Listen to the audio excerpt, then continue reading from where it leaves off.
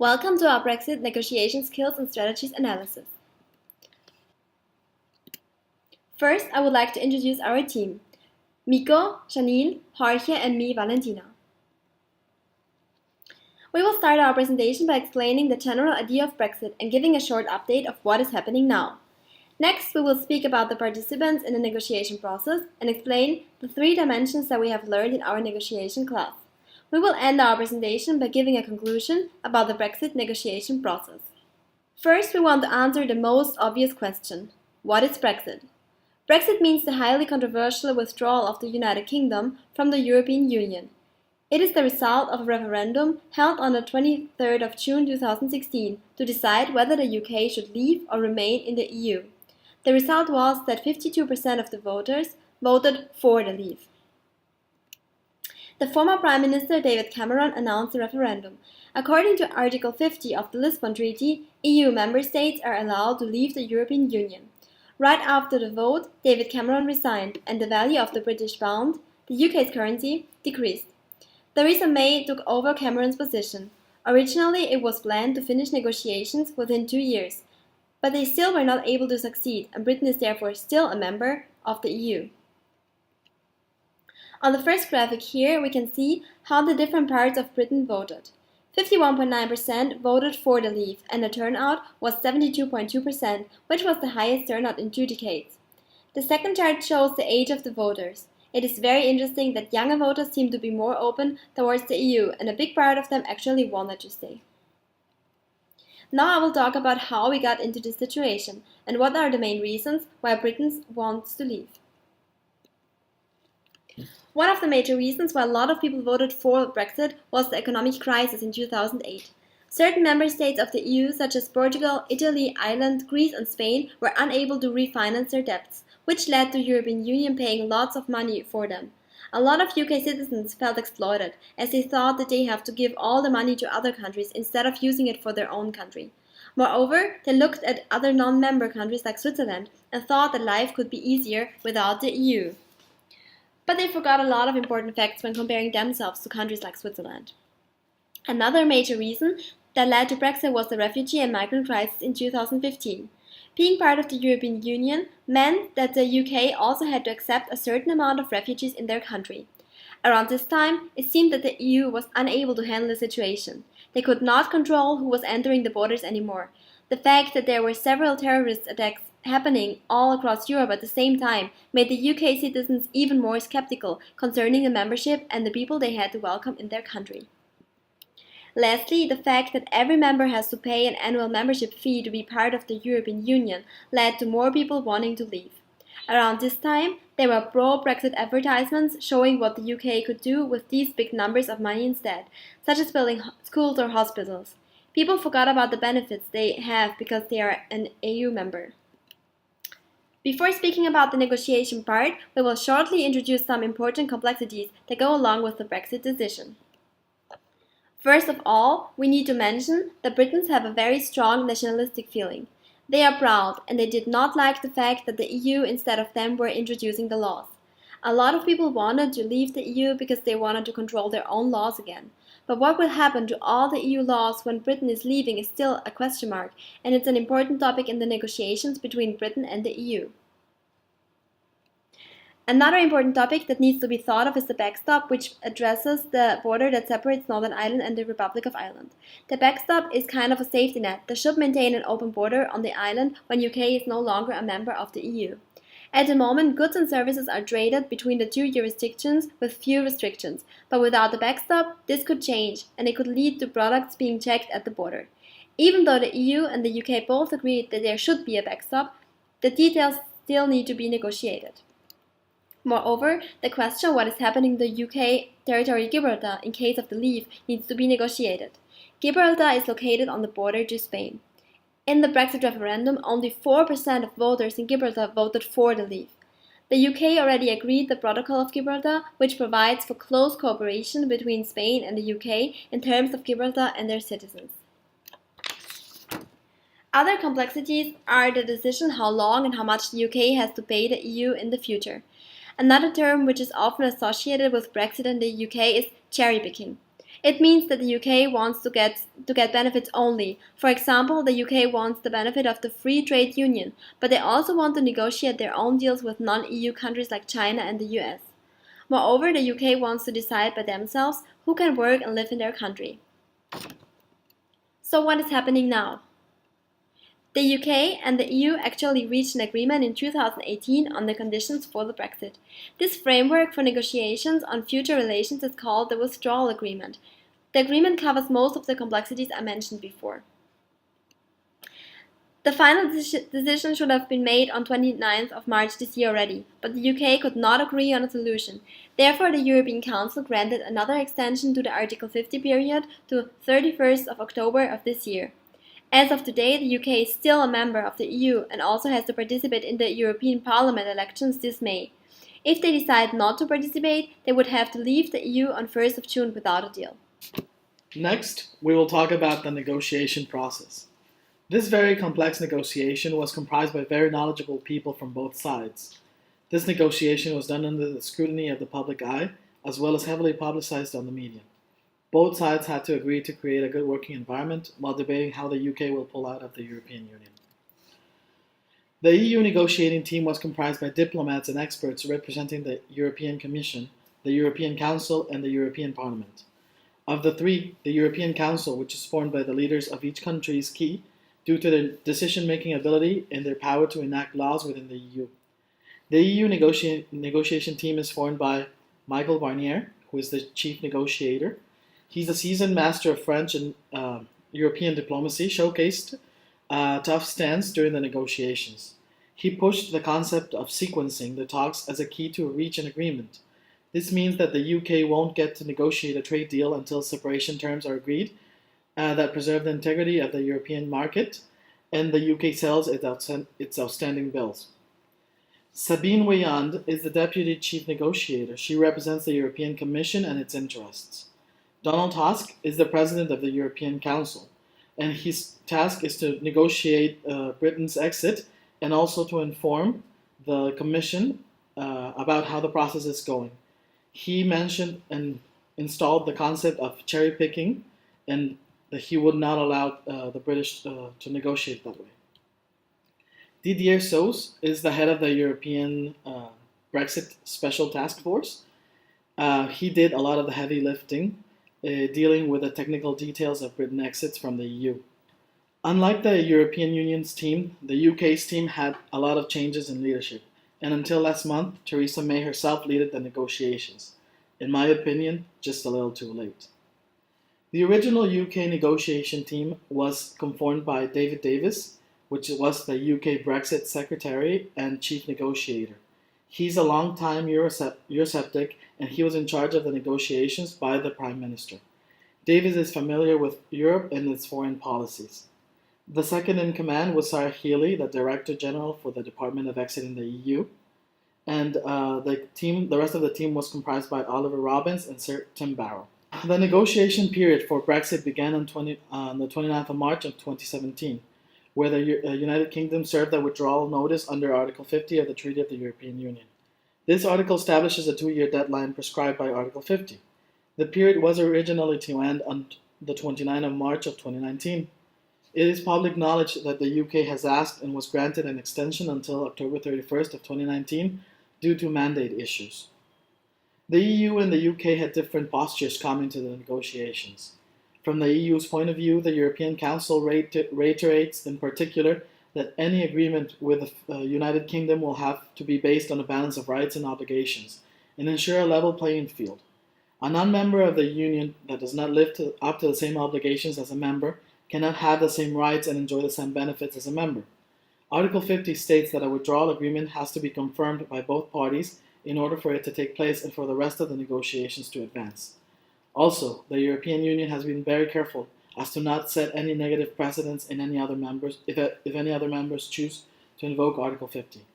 Finally, based on the principle that the United Kingdom must honor its shares of all the obligations undertaken while a member of the Union, including pensions and contingent liabilities, and the UK should pay the specific costs related to the relocation of the agencies or other union bodies, paid in euros on dates to mitigate the financial impact on the European 27 other countries.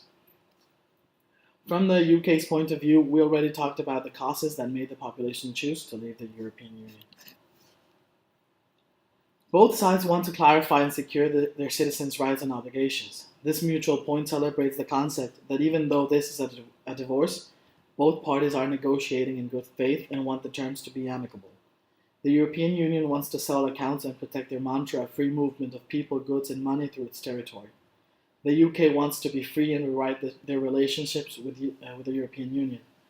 Once the Brexit option was announced in 2015, the UK started the process to withdraw from the European Union by electing Theresa May as the new leader, elected to enforce the will of the population in the referendum. The UK's negotiation points are: taking control of their laws, regain control of their status book, and bring an end to the jurisdiction of the Court of Justice of the European Union in the UK. Also, the UK wants to strengthen their union, controlling migration. This means control over the number of EU nationals coming to the UK. Initially, one of the basic points was to have an orderly exit from the EU. Obviously, this is something that hasn't happened. Now, we will talk about the people's dimension. This analysis is key as to understand why the mandate has been so complicated. In order to approve and certify the agreement, both parties took more than 2 years to iron out. There is a working relationship between the chief negotiators of both sides. Michael Barnier and UK Brexit Secretary David Davis have known each other for years. They were even sparring partners. Even though they have a relationship, they have always had opposing thoughts on the vision of Europe. The rest of the UK team has worked locally rather than in Europe, and no relationships could be traced. The most representative country leaders, Theresa May, Angela Merkel, and Emmanuel Macron, have a friendly relation. The European leaders understand that the Union itself is in peril, since this is the first time Article 50 has been invoked. As leaders, they look to preserve and maintain the integration process that resulted in the euro and the single market. Now, we will talk about a key point in the negotiations, the mandate. The mandate for the EU is very direct. We already talked about Article 50, but the final agreement has to be approved by different institutions in different stances. On the EU side, this would require an enhanced qualified majority among the remaining member states. This means that no single member state could veto the deal, but that it would need to reach a critical level of support. It would need to be agreed by 20 out of the 27 member states, representing 65% of the population. The European Parliament would also need to approve the deal. This would require a simple majority of 750 MPs. The mandate for the European Union is quite straightforward. The three most important institutions, Parliament, Commission, and Council, are in charge of negotiating the agreement in accordance to Article 50. The negotiating team has to do the following in order for a deal to be ratified by the European Union. Each institution is represented in the negotiation table, and their mandate is clear. Whatever agreement negotiated has to be approved by the European Council and by each of the members' head of state. In order to avoid issues, the negotiating team designed Didier Seuss to be in charge of constantly updating the European Council. Transparency is part of the mandate, and the team has always informed the Council about the advances, which is confirmed by the government leaders of the 27 members, on any change or advance the process may have. Ultimately, a deal has to be approved by all 27 members in order for it to be ratified. The mandate for the United Kingdom is a bit more complicated, since it added an additional layer of bureaucracy. The Department of Exiting the EU was created after the Brexit referendum, and its only purpose is to negotiate and deal with the exiting process. Theresa May, UK's Prime Minister, appointed Mr. David Davis as the Secretary of this department and head of the negotiating team. Since the Prime Minister did not participate directly in the negotiations, the Brexit Department acts as a representing branch of the executive power in the negotiating table. In order for a withdrawal agreement to be approved, the mandate is clear. The deal has to pass in the House of Commons with an overall majority of 326 votes to be ratified. In this case, Parliament has the power to dictate if a deal is accepted or not, and not even the Prime Minister can influence this. We have seen that Parliament has not accepted the terms negotiated, and that is why the UK has asked for 2 consecutive extensions. The mandate problem in the UK is severe. The House of Commons has no intention of approving the deal the team negotiated, and the possibility of a no-deal Brexit is looming. In this slide, we can see both negotiating teams and their leaders as key members of the negotiation process. Outside of the team, we see influential leaders from both sides. These people have the capacity of making the teams go back to the negotiating table. On the EU side, we have influential leaders, Angela Merkel or the French President Macron. They have the influence to sway and lead the rest of the state members. On the other side, Jeremy Corbyn and Boris Johnson are very persuasive leaders for the Brexit campaign. Jeremy Corbyn is the leader of the Labour Party. He has a lot of power within the House of Commons and can affect the mandate of the negotiations. Theresa May is the Prime Minister, but she has no real power in this case because the House cannot agree on her deal. She has tried 3 times to promote her deal, but has failed to do so. Outside of the influential leaders, we have the institutions that represent the different powers for each side of the negotiations. In the EU side, the Council bears the most power, but the Commission and Parliament hold voting rights to promote the deal. For the UK, the House of Commons is still the biggest barrier opposing the deal in the negotiations. As we move further apart from the table, ordinary citizens and companies from both sides can have the power to make the teams return to negotiate. We have seen massive popular demonstrations, especially in the UK, warning politicians of the real cost a no Brexit deal could entail. These protests puts pressure on politicians that have to backtrack and find alternative solutions. Finally, on the outskirts of the map, we can find all the global institutions that can affect the process. For example, since the UK is still part of the EU, they have to apply for memberships of the World Trade Organization or the World Health Organization. This puts a lot of pressure on the deal because the UK has to convince member countries to support their candidacy and try to become members in a small amount of time. As we see, these negotiations are very complicated and have an enormous consequence to people's lives, businesses, and even worldwide institutions. Since there are a lot of parties that can influence the negotiations, this process is watched attentively by many interested parties. Now that we have all the bits and pieces from the whole Brexit deal, we look into the specifics of the problem and how they all come together in the negotiation table. First, we try to understand each party's motivations. Here are the 5 most pressing ones for each side.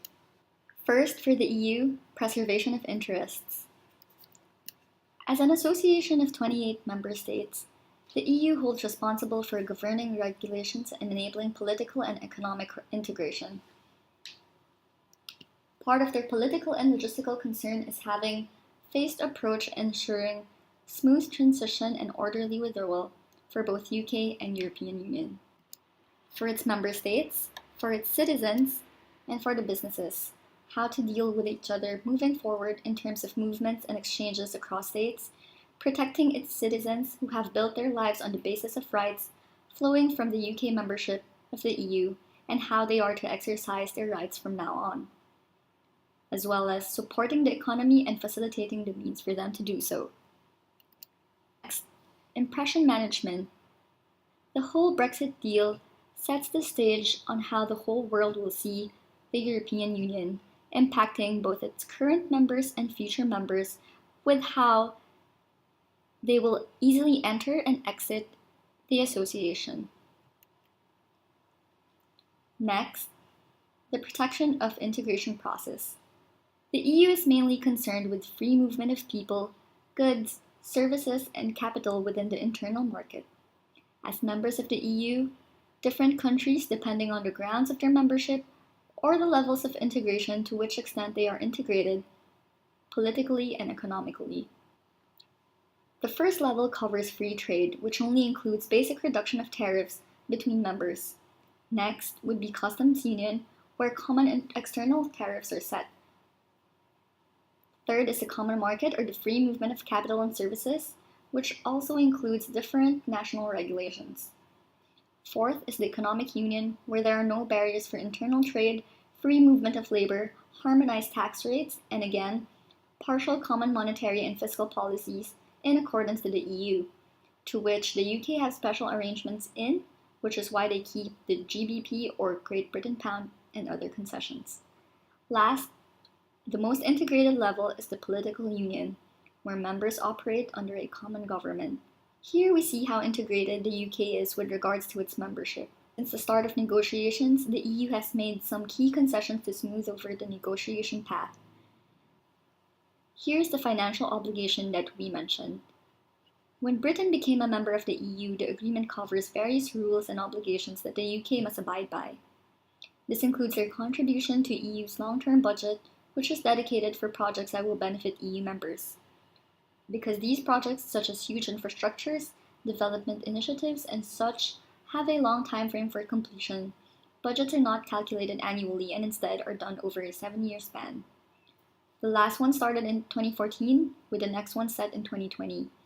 This means that Britain is liable to pay its share from April 2019 until the end of next year.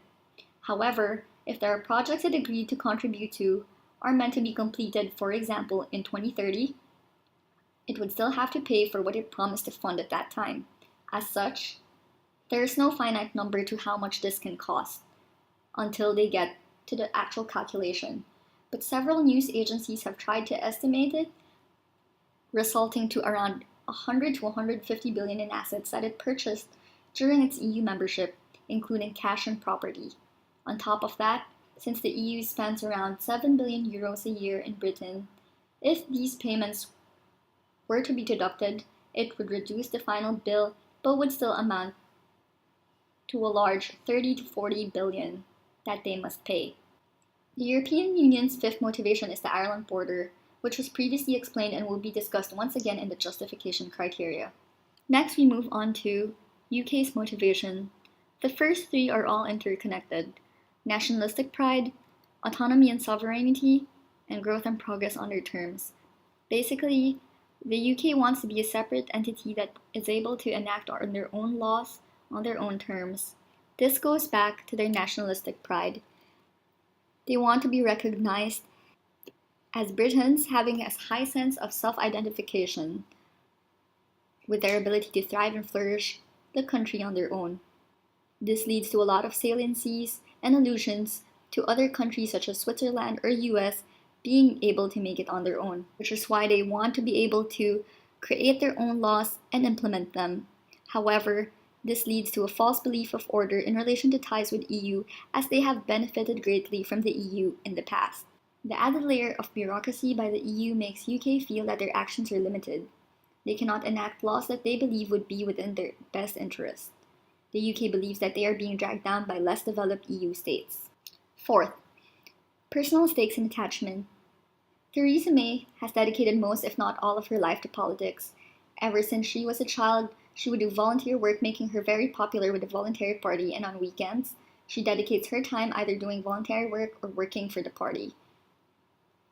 As such, most of her friends are within the party. She even met her husband at the Conservative Party ball at Oxford and has no children or siblings or have few close friends outside the party. Therefore, some speculate that the Brexit delays are her way of staying in power as well. This also leads to conflict between her duty to the party and duty to the country, as she feels like she owes a lot to them. UK's fifth motivation is renegotiation leverage, using the Brexit in order to negotiate better terms for the UK. The actual negotiation and solutions at the table and away from the table will be discussed shortly. Justification criteria. This includes rules and regulations of being a member of the European Union. Specifically, we'll discuss Article 50, as well as previous contracts and agreements that UK and EU signed.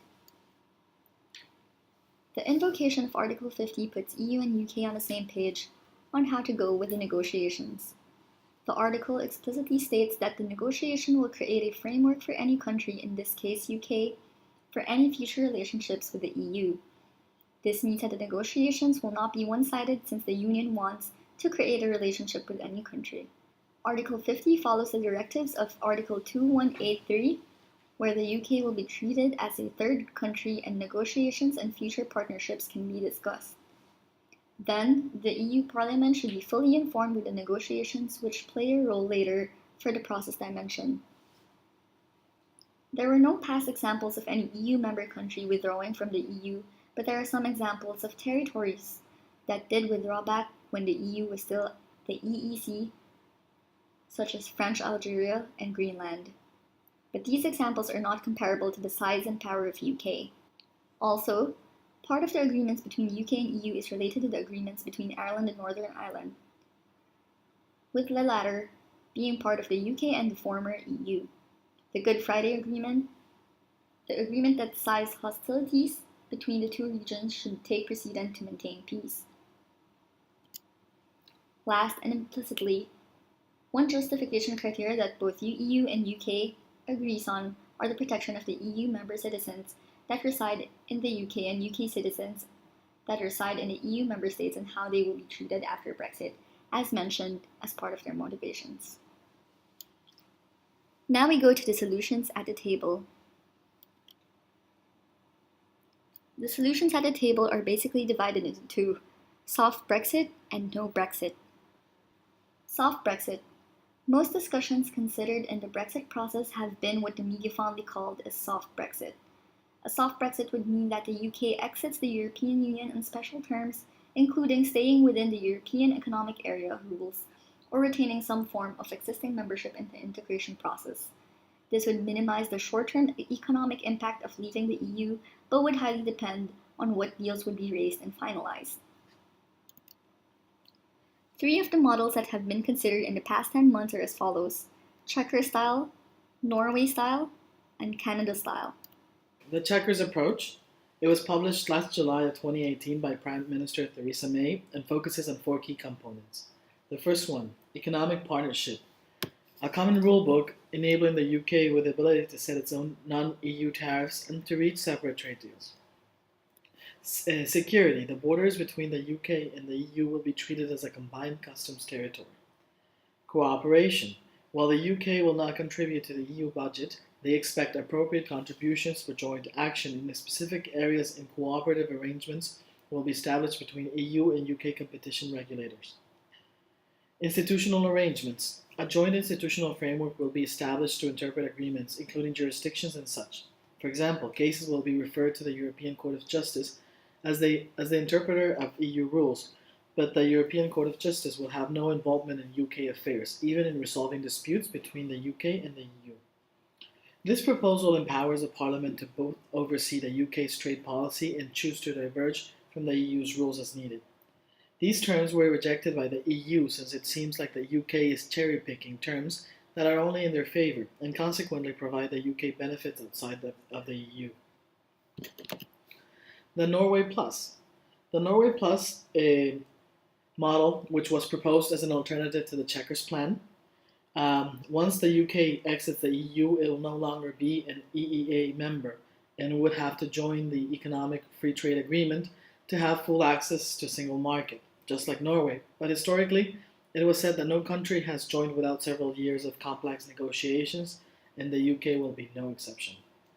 To start, there is strong opposition from Norway, which is dominant 94% of the population of the EFTA and the European Economic Area countries.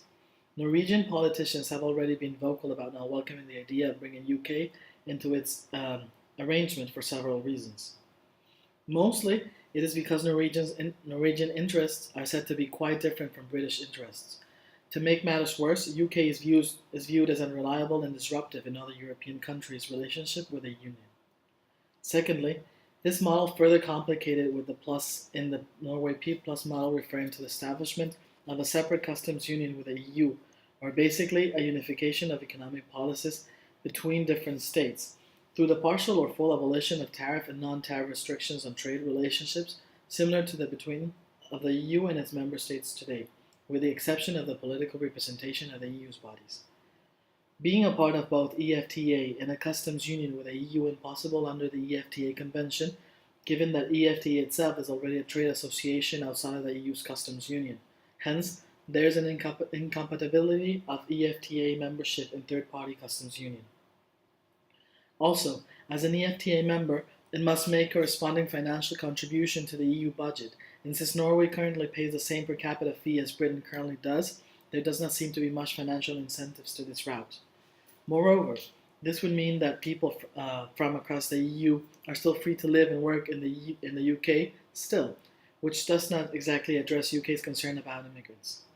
This would also mean that they must be in accordance with EU laws, including its common regulations and standards, except EU rules on agriculture, fisheries, justice, and home affairs. Hence, a counterintuitive move against UK's desire to become more autonomous in having a hand of creating their own rules. However, it's a surprise this continues to be part of the current talks. The Canada model, with a Canada Economic Trade Agreement, the UK will be able to join free trade deals with the EU, eliminating tariffs on most products except certain foods and services. Non-tariff products, however, would have to be proven to be entirely made locally, imposing extra costs to produce everything locally and prove them, as EU is cautious to prevent imports entering through these countries, serving as a backdoor of sorts. CETA also includes mutual recognition of regulated professionals, such as architects, accountants, and engineers, and easier transfers of staff and other professionals between the involved countries. The European Commission indicates potential annual savings of just over €500 million in taxes for EU exporters, at least for Canada in this case. More importantly, it must be noted that the agreement between the EU and Canada took a long time to both create and finalize. It took more than 7 years to have the arrangement signed, and until this year in 2019, 10 years later, has not been fully implemented and has only been applied provisionally since late 2017. It was only last April 30th, 2019 that the European Court of Justice said that the CETA is compatible with EU law. This agreement took a very long time and might take longer with the UK. This does not paint a good picture for UK, given the uncertainties the country is already faced with at this point. In addition, this would again mean the UK would have to comply with EU product standards and technical requirements without having any say in setting them. And lastly, a CETA-type deal leaves UK financial services handicapped, as its London-based banks will no longer be able to enjoy passporting rights for their services in the EU as they currently do, and largely hugely now. There are other alternatives that can be patterned after other countries such as Switzerland, Turkey, and Singapore, and Hong Kong. Another option or aspect for the soft Brexit is renegotiation. Slow Brexit.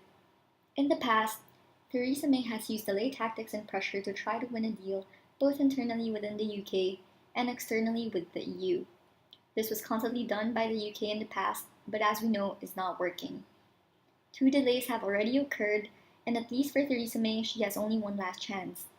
With this in mind, EU has been giving its fair share and understanding for the UK, but there's really no telling until where EU can keep being pushed. Moreover, now that they actually need the deal to be done, UK still seems to be dilly-dallying with the whole ordeal. With the delays that could have helped them create and polish a strong proposal, we have seen historically how the extended time did not really lead to productivity of the actual negotiation. Lastly, UK has more to lose at this point, as EU just has to sit and wait, with each delay billed on UK's time and money. Remember, until they are out of the EU, they are still a member, having to pay their dues and serve their duties. The danger here is that the longer the time passes, the more damages are done, which may be harder and harder to repair, if even possible, especially for the reputation and losses at this point.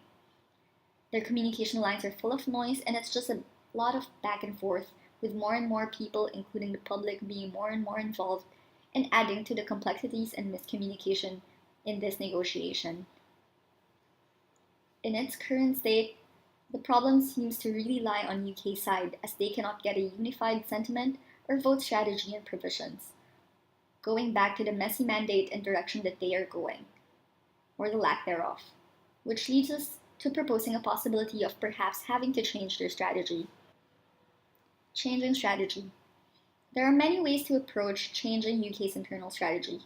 Changing the negotiators might be worth looking into, but more importantly, a new leadership seems to be a pressing need to give direction and to lead the negotiation.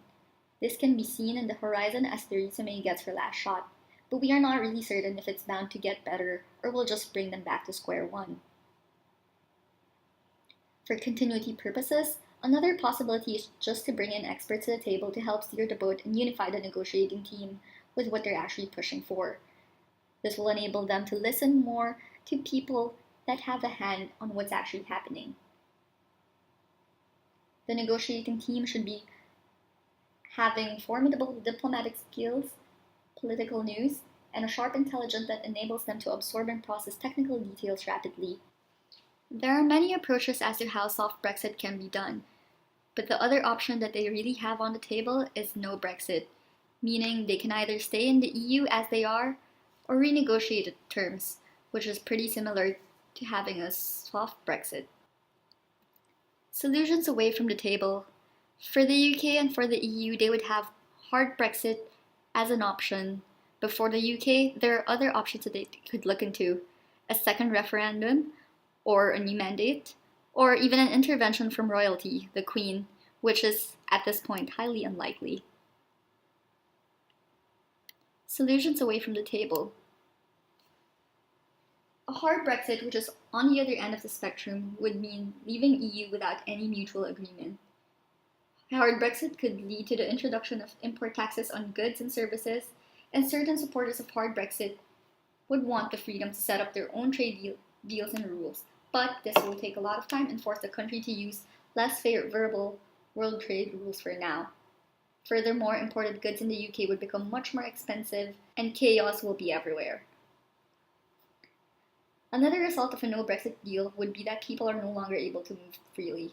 European citizens might even need a visa to enter the UK, and the same could be true for UK citizens who want to travel to EU countries. We see here how a no-Brexit deal, a second referendum, or even another delay would all cost them a huge amount of money. For hard Brexit, looking into the different deals that we have discussed in the previous portion versus no deal would even entail a larger loss, which means that they would have to push harder for the solutions at the table to happen. It is also not clear what would happen to Britons living in the EU and EU citizens living in the UK if they end up with a hard Brexit, as all provisions would be floating, and the upcoming elections, uncertainties will even be greater. A hard deal would also mean that Britons would have to pay a lot of money to export their products to the EU. Here we can see that the UK would suffer quite a lot of it if it would come to a no-deal Brexit.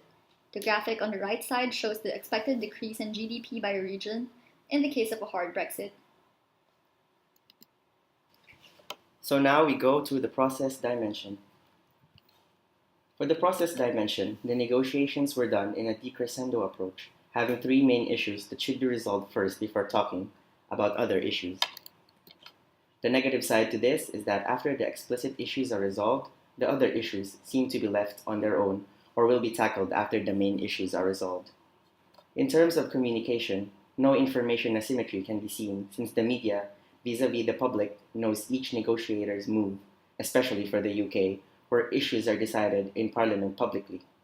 As stated in the justification criteria, the EU Parliament shall immediately and be fully informed of what will happen with the negotiations. In terms of logistics, UK is in a disadvantage since the negotiations are done in Brussels, Belgium, which affects the negotiating power of the UK, although costs are all charged against the EU. For the conclusion part, there are three main possible scenarios. One scenario is a no-deal Brexit.